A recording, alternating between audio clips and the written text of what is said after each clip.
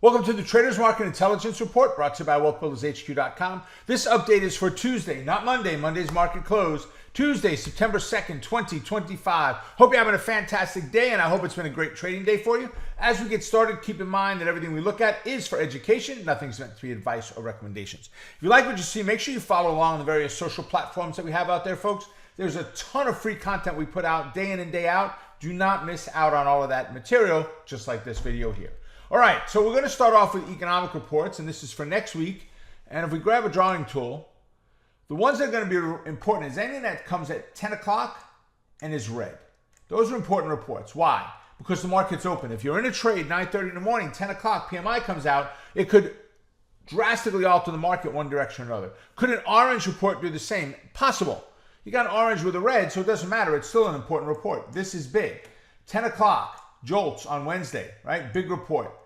10 o'clock, ISM PMI is on Wednesday. Yes, big report. Are these big reports? Yeah, they're very big reports for the Fed.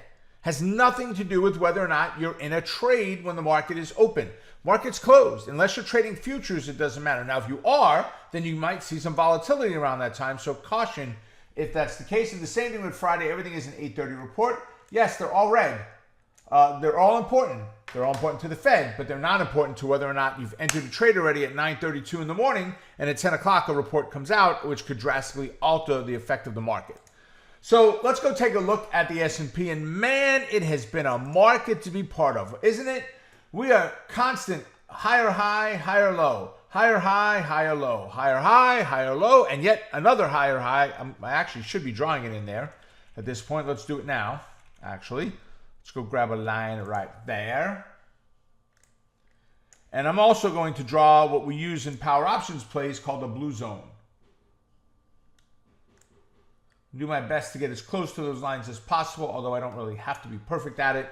You get the idea, right? That is multiple sheets of sheetrock on the ceiling that make it that much harder to break through. There is a fib line there. There's a 618 from an ABC there. Critical lines. Yesterday we go right in between the blue zone, and today we gap down, fail.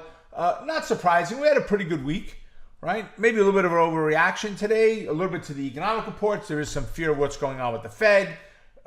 Is the Fed going to get eliminated? Are they going to fire this person? Are we going to sit in limbo with one less Fed member fired or not? So there is some concern. By the way, we are still open. There's about 5 minutes left to the market closing in case you just saw that move and you're freaking out thinking that, you know, the zombies are coming at you or something. Market's still open as I'm doing the recording. But like I said, we've got about 5 minutes left. So right now, if we close right where we are in a bullish neutral bias. We're in a good place. You know, all the fear came in last week, with the breaking down below and then closing down below the 21 EMA. Yes. Is there a concern? We've done it before. Can we maintain above that? How long did we stay below? We had 1 day below and back up. We had 1 day below and we closed back up. Piece of cake, right? Actually, we had a close below the 21. The next day, we closed above the 8. We closed below the 21. The next day, we closed above the 8. Same pattern. It doesn't mean it's going to continue it, but you look for repeatable patterns, predictable. Right? So right now, in that bullish neutral bias, we're at a rank of 3. No matter what we do, we're not going to change that rank of 3. Nothing is really going to change that much, that drastically in the next 5 minutes or so before we close up. So right now on the downside, I'm looking at a confluence of the 21 and the 6402 level. From there, if it does break the 21, we are looking at that 6344 to hold. If it does not, then we start, lining down one line after, not the 55. I don't care about that. It's only long-term help for the 55 for us. We're looking at that 6504 to 6511. There are 3 lines in there. 6504 is the Fibonacci line. The 6508 is our all-time high. And then the 6511 is an ABC pattern. And just to show you, because there's 2 purple lines here, this is a short one. So that line comes off of not our full fib, which is back here, but it comes off of an ancillary, a secondary fib that I drew in there, right in here, with a pullback to this. And all I was looking for at that point was overlaps. You will notice the only line that is showing there from that, with that length, see the green line here, very long, right? That's our full fib line. The only line showing is the 618. Why? Because the 236 and the 1 line were in the middle of nowhere. They had no overlap on any other line, so I don't care. This is not really a deep enough pullback. I really would like to see something bigger. We didn't have it. But it gives us that confluence right here of how strong is it. How strong is it? Look at it. We banged into it and have backed right off. I've been saying it for a week and a half now. That's the level to contend with, right? I don't want to break through. I want to float around here a little bit. I'd love the 8 to come back up, get in that area, break out, retest, break out even, hang out for a day or two.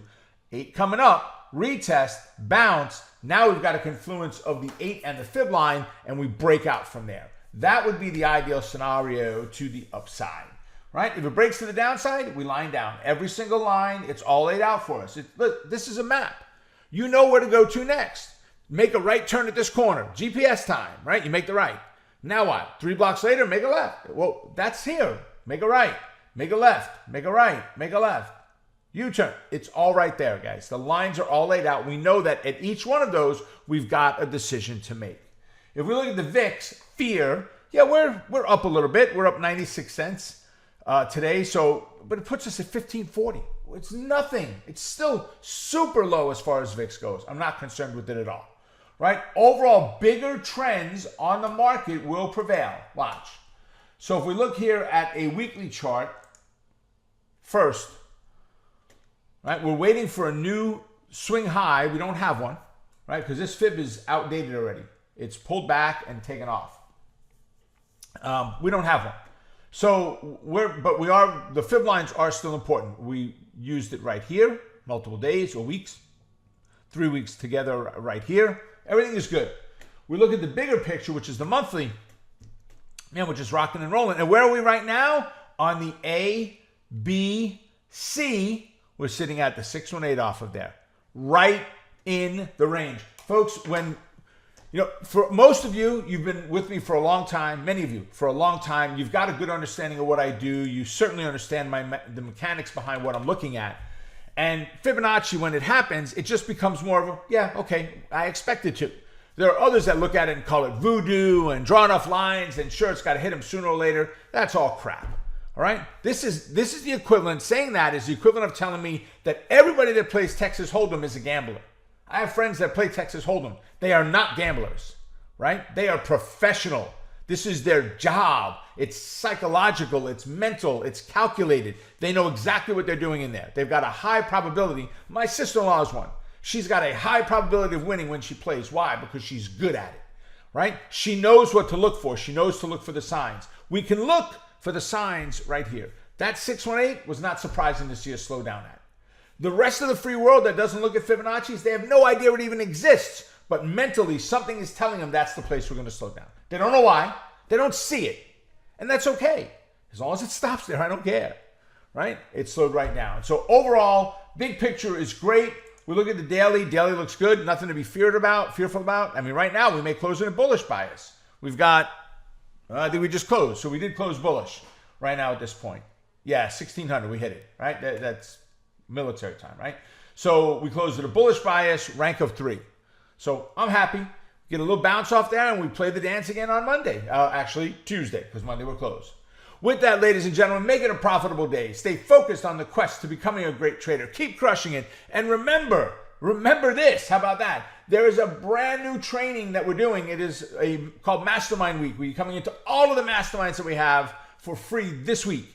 So it's being posted this week. So go to the members area, look for the banner, click on it, and go register for Mastermind Week. Take care, everybody. I'll see you. Have a great weekend. Bye for now.